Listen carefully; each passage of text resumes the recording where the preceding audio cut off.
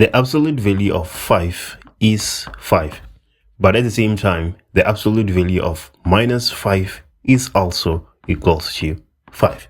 So what is happening here? How can we define absolute values? The best way to look at absolute values is the number of units from 0. 5 is 5 units from 0.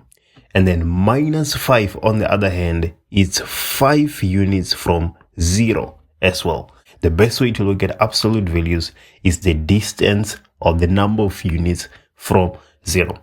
So that is absolute values.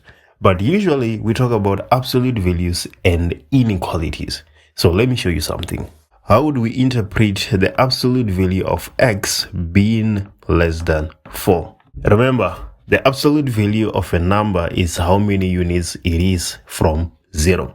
So if we say that the absolute value of x is less than 4, we are saying that x is not more than 4 units on either side of 0. So let me write that down. We have 0 here. Obviously, if 4 is here, we're going to have minus 4 somewhere there. So what we're proposing is that x lies somewhere here between 0 and 4, or between 0 and minus 4.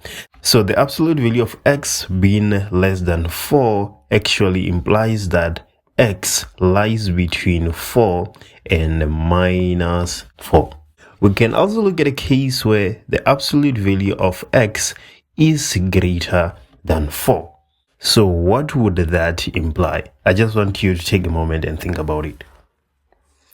Yes, you're right. It implies that x is greater than 4, or x is less than minus 4. That is the basics when it comes to absolute values and inequalities. Let's carry on another video.